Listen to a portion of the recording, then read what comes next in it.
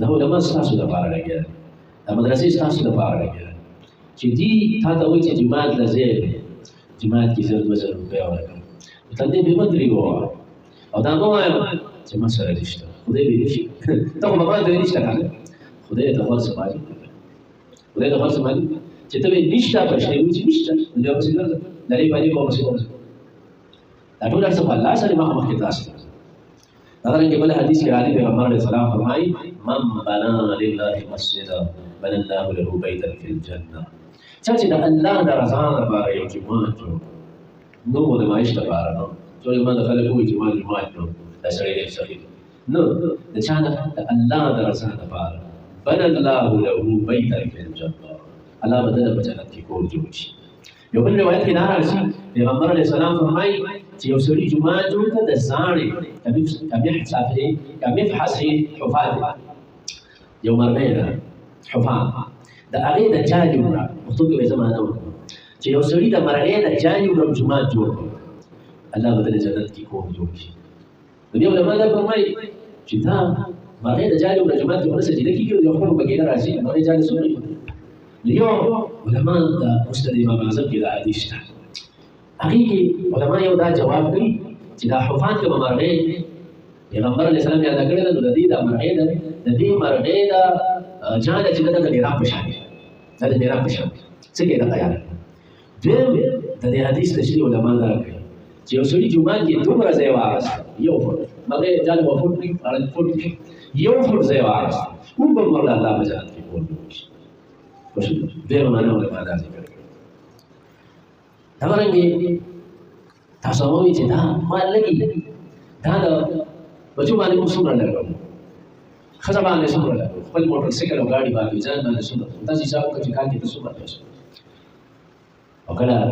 وایي کور جوړوم باندې څه کور خو ته ځان له جوړې نه دا بچو له جوړې کور به ته هله ځان له جوړې چې د خدای کور جوړ کړي، اصل کور خو ستا خدا اصل کور خو دغه دې سوچ وکړه هغه ته بچو ته پرېږدئ یا به دې یو ورځ یا به دې وایي یا به کالي یا دوه کالي یاد کړئ او پردی کور دی دا د بچو ستا هغه د یو سړي راته خبره وکړه ډېره ښایسته یو سړی و بچو یې هر څه کړي وکیل و ډېرې پیسې ګټلې ډېرې ځای چې کله وفات شو ډېر زیات عمرونه یې بچو له کړل ټول مزېدار چې کله وفات شو جنازه چې څنګه وشوه نو باران شو قبر تیار و باران شو او په دغه کې د ده دا قبر هم د اوبو نه ډک شو مازدیګر کې د جومات استاد ورته ووایي چې ګوره داسې چل دی که نه چې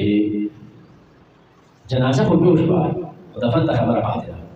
نو چې دفن ته خبره پاتې ده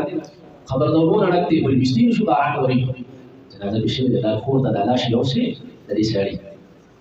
او دا سبا به بیا ونه قبر وکړو باران وریږي بیا به وي دا هغه سړي ښځه ویې چې صحیح د سبا یې ښخ کړې خو کور ته یې مه راوړی زه دې یارېږم زه داسې کوي زه دې یارېږم هسې ته سوچ وکړه چې دې بچو له دې ښځو له دې مسؤله ته لګیا یې او چې کله د روح ووتو بیا وایي زه دې یارېږم ما یې مه چېرته مخانه کې کښېنه سبا یې ښخ کړې خو ما یې تا چې کله روح ووتو دا خپله ښځه به دې وایي زه درنه یارېږم دا بیا تا دې دا ستا کور نه دی بیا دا تا یو مینت هم کور بیا نه وي زه دې یارېږم چې د سوچ خبره ده چې دې بچو له دې ښځې له وسو کړ وسو له موږ لګیا یې مضبوطي راباندې ځان له غم کړی دی مګر دوی ستا غم دا دی چې ته مسجد جوړې جومات جوړې ده مدرسه جوړې ده ځای غوښتې ده مسجد دپاره هغې کې د وس مطابق زرې دوه زرې پنځه زرې لسې شلې هغې مدد وکړه هغې کې ته مدد وکړه الله رب العزت به ستا دنیا هم ښایسته کړي آخرت به دې ښایسته کړي او که نه ته وایې چې زه دا دې له لګېږم دې له لګېږم نه دې زړې پکار دی ما درته مثال ده چې روح ته نه وویل ته یو شپه دې کور کې نه پرېږدي یو روز یو شبه روز دې نه پرېږدي بل بیا به دې وړي ښه وکړه دا ستا نه دي ښه دا پردي دي ته به لا وفات شوي دی وارثان به دې لګېږي زما پکې دومره رسي زما پکې دومره رسي زما پکې دومره رسي موږ له پکار دی چې موږ د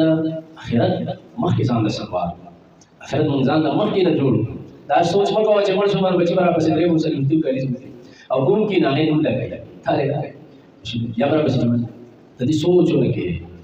د یو یتیمانه روغ د سړی روغ کې موږ ورغلو یو ظالم سړی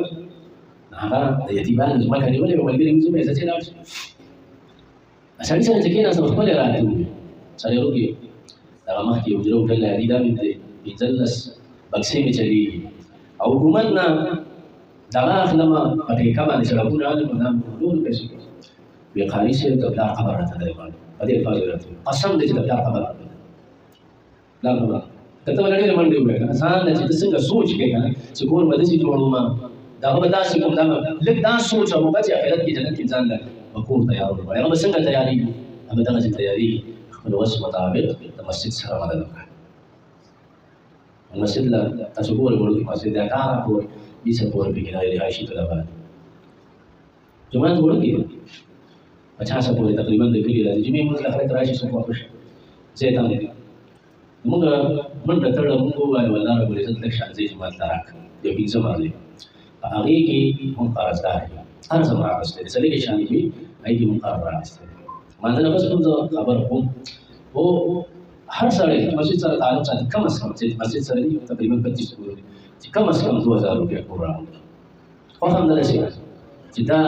سېږي موږ باندې بوج کم شي او تاسو وکړئ الله رب العزت يا الله ربنا ما ربنا ما بلغنا ما أينك من الغنى وكونوا من الحياة ويزيد بهنا لا نبي حياة يوم يزيد هذه سمى جوابنا يا الله طول خشالي نسيب الله نبي مسجد قرص كم دينا خلق خزانة ختم كي مخلوق تبقى محتاج لا صاري لوي خزاني دي صاري لوي خزاني الله ناري لك دي تعال لك دي منتقل إلى غريبات محتاجات ضعيفات الله تعالى هذا زماننا محتاجين معلومات